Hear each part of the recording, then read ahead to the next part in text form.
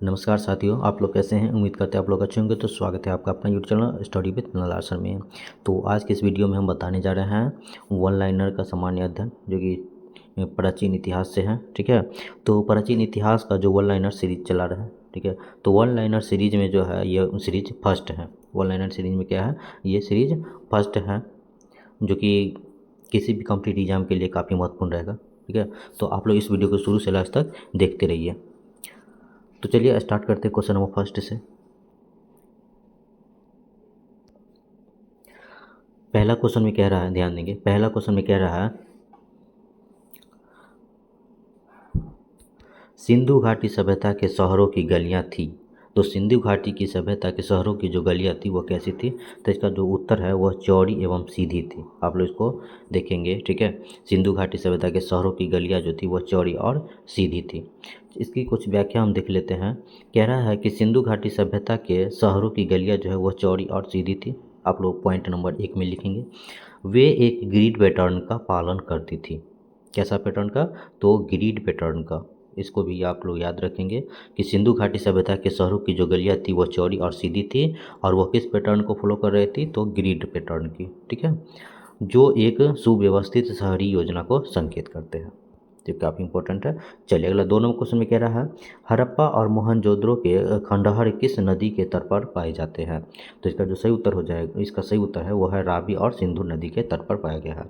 थोड़ा सा एक व्याख्या देख लेंगे। व्याख्या काफ़ी इंपॉर्टेंट है आप लोगों के लिए, किसी भी कॉम्पिटिटिव एग्जाम के लिए जो ये क्वेश्चन बता रहा है। ठीक है, तो व्याख्या आप लोग जरूर से नोट करेंगे। कह रहा है हड़प्पा के खंडहर रावी नदी के तट पर पाए जाते हैं। देखिए किस नदी के तट पर? तो रावी नदी के तट पर पाए जाते हैं। और मोहनजोदड़ो के जो खंडहर है वह सिंधु नदी के तट पर पाए जाते हैं। तो इस क्वेश्चन में बताया गया है कि हड़प्पा और मोहनजोदड़ो यानी दोनों क्वेश्चन पूछा हुआ है, इसलिए रावी और सिंधु दोनों ऑप्शन में आ रहा है। तो आप लोग अलग अलग से क्वेश्चन भी याद रखेंगे कि हड़प्पा के खंडहर जो है वो रावी नदी के तट पर पाए जाते हैं, और मोहनजोदड़ो के जो खंडहर है वह सिंधु नदी के तट पर पाए जाते हैं। चलिए अगला प्रश्न को देखते हैं। 3 नंबर क्वेश्चन में कहता है कि सिंधु घाटी सभ्यता की लिपि जो है वो कौन सी है? ठीक है, सिंधु घाटी सभ्यता की जो लिपि है वह कौन सी लिपि है? तो इसका जो सही उत्तर जो है वह अज्ञात है। ठीक है, इसको अभी तक कोई पढ़ा गया नहीं है, किसी के द्वारा नहीं पढ़ा गया है। तो एक अनुमान लगाया जा रहा है कि इसकी व्याख्या के अनुसार हम समझेंगे कि सिंधु घाटी सभ्यता की लिपि को अभी तक जो है समझा या पढ़ा नहीं जा सका, इसीलिए इसे क्या माना जाता है? अज्ञात माना जाता है। चलिए अगला प्रश्न को देखते हैं। अगला जो 4 नंबर क्वेश्चन है, ध्यान देंगे। 4 नंबर क्वेश्चन में कहता है कि बिना दुर्ग के एकमात्र सिंधु नगर कौन सा था? ठीक है, बिना दुर्ग के। ठीक है, बिना दुर्ग के जो है एकमात्र सिंधु नगर कौन सा था? तो इसका जो उत्तर है वह चन्हू दरो है। ठीक है, इसका जो उत्तर हो जाएगा वह चन्हू दरो है, वह बिना दुर्ग के ही एकमात्र सिंधु नगर है। चलिए इसकी थोड़ी व्याख्या देखेंगे। कहता है चन्हू दरो एकमात्र सिंधु नगर था। एकमात्र क्या था? सिंधु नगर था। तो सिंधु नगर कौन सा था? चन्हू दरो। इस टाइप से भी क्वेश्चन आ जाएगा। जहाँ कोई गढ़ या दुर्ग नहीं मिला। ठीक है, जहाँ क्या है? कोई गढ़ या दुर्ग नहीं मिला, इसलिए इसको में क्या है? बिना दुर्ग वाले ये मात्र सिंधु नगर है। चलिए अगला प्रश्न को देखते हैं। वीडियो अच्छा लगे तो प्लीज़ वीडियो को लाइक भी कर दीजिए, दोस्तों भी शेयर कर दीजिए। 5 नंबर क्वेश्चन में कह रहा है कि मोहनजोदड़ो में सबसे बड़ा भवन कौन सा है? मोहनजोदड़ो में सबसे बड़ा भवन जो है वह कौन सा है? तो इसका जो उत्तर है वह धान्यागार है। ठीक है, आप लोग नोट कर लेंगे। तो इसी व्याख्या हम चलेंगे।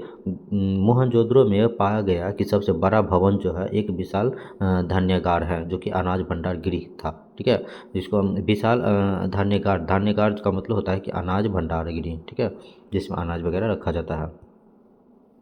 चलिए 6 नंबर क्वेश्चन में कह रहा है, 6 नंबर क्वेश्चन में कह रहा है कि विशाल स्नानागार, जिसको हम ग्रेट बाथ भी कहते हैं, कहाँ मिला था? तो इसका सही जो इसका उत्तर है वह मोहनजोदड़ो। ठीक है, ये कहाँ मिला था? तो मोहनजोदड़ो में मिला था। इसमें कह रहा है व्याख्या कि प्रसिद्ध विशाल स्नानागार जो है, जिसको हम ग्रेट बाथ भी कहते हैं, यह मोहनजोदड़ो के पुरातात्विक स्थल पर मिला था। चलिए अगला प्रश्न देखते हैं। 7 नंबर क्वेश्चन में कहता है कि सिंधु घाटी के लोगों की एक महत्वपूर्ण रचना किसकी मूर्ति थी? ठीक है, सिंधु घाटी के लोगों की जो है एक महत्वपूर्ण रचना थी, जो किसकी मूर्ति थी? तो इसका जो सही उत्तर है वह नृत्य करती हुई बालिका की है। ठीक है, नृत्य करती हुई बालिका जो है, बालिका की जो मूर्ति है वह सिंधु घाटी लोगों की एक महत्वपूर्ण रचना की गई है। इसकी कुछ व्याख्या, इसमें व्याख्या कह रहा है कि सिंधु घाटी के लोगों की एक महत्वपूर्ण रचना नृत्य करती हुई बालिका की कांस्य मूर्ति थी। किसकी मूर्ति थी? तो कांस्य की मूर्ति बनी थी। चलिए अगला प्रश्न को देखते हैं।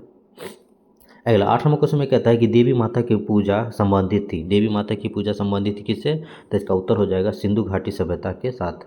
ठीक है, तो इसकी व्याख्या में कह रहा है कि देवी माता की पूजा जो है सिंधु घाटी सभ्यता के धार्मिक विश्वासों और प्रथाओं से संबंधित थी। ठीक है, देवी माता की मूर्ति जो है, पूजा जो है, वह सिंधु घाटी सभ्यता के धार्मिक विश्वासों और प्रथाओं से संबंधित थी। चलिए अगला प्रश्न को देखते हैं। अगला 9 नंबर क्वेश्चन में कहता है कि सिंधु घाटी सभ्यता का पतन नगर, जिसको बंदरगाह भी कहते हैं नगर, ठीक है, नगर बंदरगाह होता है, कौन सा है? तो इसका उत्तर हो जाएगा लोथल। ठीक है, सिंधु घाटी सभ्यता का पतन नगर जो है वो कौन सा है? तो लोथल है। थोड़ा सा व्याख्या हम चलेंगे कि लोथल सिंधु घाटी सभ्यता का पतन नगर यानी बंदरगाह था। ठीक है, इसको नोट कर लेंगे। चलिए अगला प्रश्न को देखते हैं। अगला जो है 10 नंबर क्वेश्चन में कह रहा है, 10 नंबर क्वेश्चन में कहता है कि लोथल नामक स्थान पर, ठीक है, निम्नोक्त सभ्यताओं में से किसका जहाजी मालघाट था? ठीक है, जहाजी मालघाट जो था वो किसका था? तो इसका उत्तर है सिंधु घाटी का। थोड़ा सा व्याख्या की तरफ चलेंगे। कहता है लोथल नामक स्थान पर सिंधु घाटी सभ्यता का जहाजी मालघाट जो है, जहाजी मालघाट जिसको हम कहते हैं कि डॉग यार्ड भी था। ठीक है, चलिए अगला प्रश्न देखते हैं। अगला 11 नंबर क्वेश्चन में कहता है कि सिंधु अर्थव्यवस्था की ताकत थी, सिंधु जो है वह अर्थव्यवस्था की ताकत थी किसकी? तो इसका उत्तर है वो कृषि की। ठीक है, कृषि अर्थव्यवस्था की ताकत थी सिंधु घाटी। इसमें कुछ व्याख्या करेंगे कि सिंधु अर्थव्यवस्था की मुख्य ताकत क्या थी? कृषि थी। आप लोग नोट कर लेंगे कि सिंधु जो है, ठीक है, वह अर्थव्यवस्था की मुख्य ताकत थी, वह कृषि थी, जिसमें गेहूँ, जौ और तिल जैसे फसलें उगाई जाती थी। आप लोग इसको नोट कर लेंगे। सिंधु घाटी सभ्यता में गेहूँ, जौ और तिल जैसे फसलें उगाई जाती थी। अगला प्रश्न देखते हैं। अगला जो प्रश्न है 12 नंबर क्वेश्चन में देखेंगे। 12 नंबर क्वेश्चन में कह रहा है कि सिंधु सभ्यता के टेराकोटा में कौन सा पालतू जानवर विद्यमान नहीं था? तो सिंधु घाटी सभ्यता के टेराकोटा में जो है कौन सा पालतू जानवर विद्यमान नहीं था? तो इसका जो सही उत्तर है वह गाय। ठीक है, सही उत्तर क्या है? गाय। इसकी व्याख्या की अगर बात करें तो कहता है सिंधु सभ्यता के टेराकोटा, टेराकोटा क्या होता है? कि मिट्टी की कलाकृतियाँ। ठीक है, मिट्टी की जो कलाकृतियाँ होती हैं उसको हम टेराकोटा कहते हैं। जिस जगह पर मिट्टी की कलाकृति होती है, जैसे मूर्ति वगैरह, बर्तन वगैरह सब जो बनता है, ठीक है, वहाँ टेराकोटा कहा जाता है। में गाय के साक्ष्य नहीं मिले, वहाँ जब खोजा गया तो वहाँ गाय के साक्ष्य नहीं मिले, जबकि बैल, भैंस, भेड़ जैसे अन्य पालतू जानवर विद्यमान थे।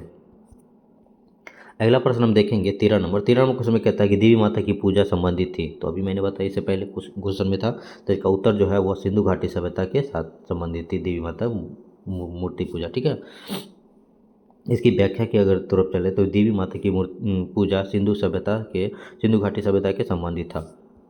अगला प्रश्न देखते हैं। अगला 14 नंबर क्वेश्चन में कह रहा है कि वैदिक आर्यों का प्रमुख भोजन था। तो वैदिक आर्यों का जो प्रमुख भोजन था वह क्या था? तो इसका जो उत्तर है दूध और इसके उत्पाद। ठीक है, दूध और इससे जो उत्पादित हुआ था वो वहाँ वैदिक आर्यों का प्रमुख भोजन था। अगर इसकी व्याख्या की बात करें तो वैदिक आर्यों के प्रमुख भोजन जो है दूध और उससे बने उत्पादन थे। अगला 15 नंबर क्वेश्चन में कह रहा है कि कौन सा अन्न मनुष्य द्वारा सबसे पहले प्रयोग में होने वालों में से था? ठीक है, तो कौन सा अन्न, ध्यान देखिए, कौन सा अन्न जो है मनुष्य के द्वारा सबसे पहले प्रयोग होने वाली में से था? तो इसका जो उत्तर हो जाएगा वो ऑप्शन जौ हो जाएगा, जिसको यव भी कहते हैं। आप लोग इसको भी याद रखेंगे। इसकी व्याख्या अगर देखें तो मनुष्य द्वारा सबसे पहले प्रयोग किए जाने वाले अनाजों में से पहला जो था, एक था, वह जौ था। ठीक है, जिसको हम यव भी कहते हैं। चलिए अगला प्रश्न को देखते हैं। 16 नंबर क्वेश्चन में कहता है कि वैदिक लोगों द्वारा किस धातु का प्रयोग पहले किया गया था? तो वैदिक लोगों द्वारा जो है पहला जो धातु का प्रयोग किया गया था वह कौन सा धातु था? तो इसका जो उत्तर हो जाएगा वह तांबा था। ठीक है, क्या था? तांबा, जिसको ताम्र भी कहते हैं।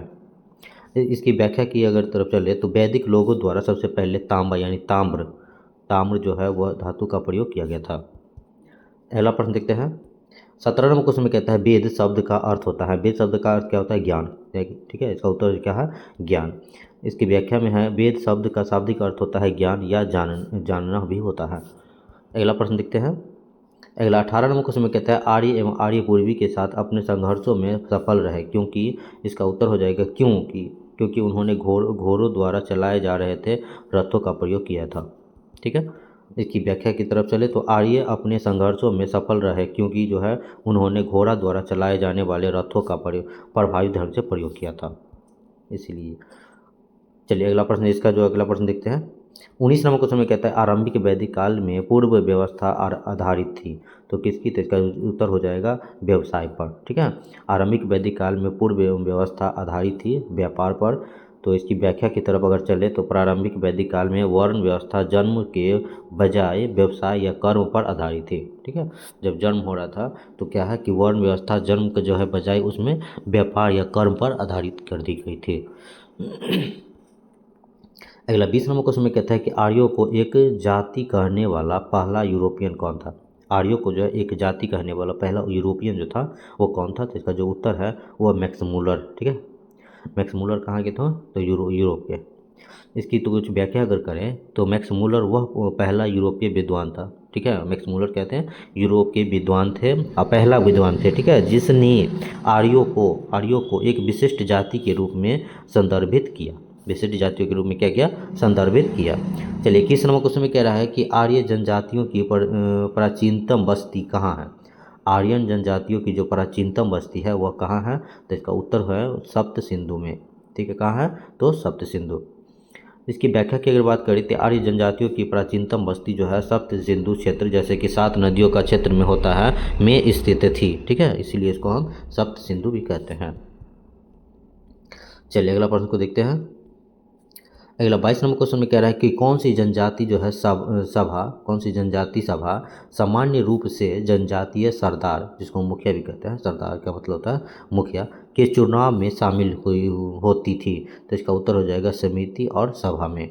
ठीक है, इसकी व्याख्या की ओर चले तो इसका समिति और सभा नामक जनजातीय सभाएं सामान्य रूप से जनजातीय सरदार मतलब मुखिया के चुनाव एवं प्रशासन में शामिल होती थी। अगला क्वेश्चन है 23 नंबर क्वेश्चन में आप लोग इसको नोट कर लेंगे। ठीक है, काफ़ी इंपॉर्टेंट क्वेश्चन सब है। 23 नंबर क्वेश्चन में कहता है कि वैदिक युग में राजा अपनी जनता से जो कर वसूल करते थे उसे क्या कहते हैं, तो इसका उत्तर हो जाएगा बलि, उसको हम बलि कहते हैं। इसकी कुछ व्याख्या की बात करें तो वैदिक युग में राजा द्वारा जनता से वसूले जाने वाले कर को हम बलि कहते हैं। ठीक है, चलिए अगला प्रश्न को देखते हैं। 24 नंबर क्वेश्चन में कहता है प्रसिद्ध गायत्री मंत्र, ध्यान देखिए, प्रसिद्ध गायत्री मंत्र जो है वो कहाँ से लिया गया है, तो इसका उत्तर हो जाएगा ऋग्वेद से लिया गया है। इसकी व्याख्या की बात करें तो कह रहा है कि प्रसिद्ध गायत्री मंत्र हिंदू धर्म के पवित्र ग्रंथ ऋग्वेद से लिया गया है। अगला प्रश्न है 25 नंबर क्वेश्चन में कह रहा है कि भारतीय प्रतीक पर उत्कीर्ण सत्यमेव जयते लिया गया है, तो भारतीय प्रतीक पर जो है उत्कीर्ण हुआ था सत्यमेव जयते, वह कहाँ से लिया गया है, तो इसका सही उत्तर हो जाएगा मुंडकोपनिषद से लिया गया है। काफ़ी इंपॉर्टेंट है, आप लोग इसको नोट कर लेंगे। मैं कह रहा है, व्याख्या कह रही है कि भारतीय राष्ट्रीय प्रतीक पर उत्कीर्ण जो है आदर्श वाक्य जो है, कौन सा वाक्य, आदर्श वाक्य कौन सा है, तो सत्यमेव जयते। इसका अर्थ होता है सत्य की जीत होती है। ठीक है, ये जो है मुंडकोपनिषद से लिया गया है, नोट कर लेंगे। 26 नंबर क्वेश्चन में कहता है कि किस विदुषी ने वाद विवाद से अजय याज्ञवल्क्य को चुनौती दी थी, तो इसका उत्तर है गार्गी। ठीक है, इसमें व्याख्या कह रहा है कि गार्गी नामक विदुषी जो है, विदुषी महिला विद्वान, ठीक है, विदुषी जिसको हम कहते हैं वह महिला विद्वान होती है, ने दार्शनिक वाद विवाद में अजय याज्ञवल्क्य को चुनौती दी थी। ठीक है, अजय को भी चुनौती दी थी।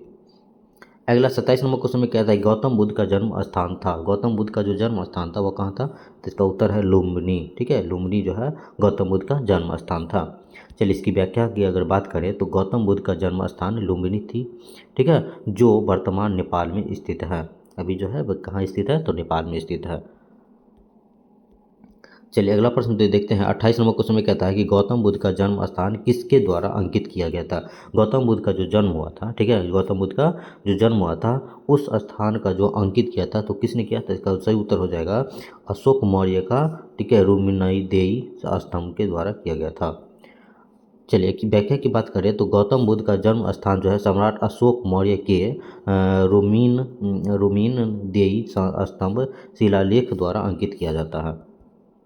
अगला प्रश्न 29 नंबर क्वेश्चन में कहता है कि बुद्ध किस वंश से संबंधित थे। बुद्ध जो है वह किस वंश से संबंधित थे, तो इसका उत्तर हो जाएगा शाक्य वंश से संबंधित थे। व्याख्या की अगर बात करें तो बुद्ध शाक्य नामक क्षत्रिय वंश से संबंधित थे। अगला प्रश्न, इस सीरीज का जो है ये लास्ट क्वेश्चन है। ठीक है, एक सीरीज में हम 30 क्वेश्चन ही लाएंगे। तो इस 30वां क्वेश्चन यानी लास्ट क्वेश्चन में कह रहा है कि प्रथम बौद्ध परिषद कहाँ आयोजित की गई। प्रथम बौद्ध परिषद कहाँ जो है आयोजित की गई थी, तो राजगृह में। इसका उत्तर जो है वह राजगृह है, क्योंकि राजगृह में इसका जो है आयोजित किया गया था। ठीक है, अगर व्याख्या की बात करें तो प्रथम बौद्ध परिषद संगति राजगृह में आयोजित की गई थी। ये काफ़ी इंपॉर्टेंट क्वेश्चन सब था। अगर वीडियो अच्छा लगे है तो वीडियो को लाइक कर दिए, दोस्तों में शेयर कर दीजिए। धन्यवाद।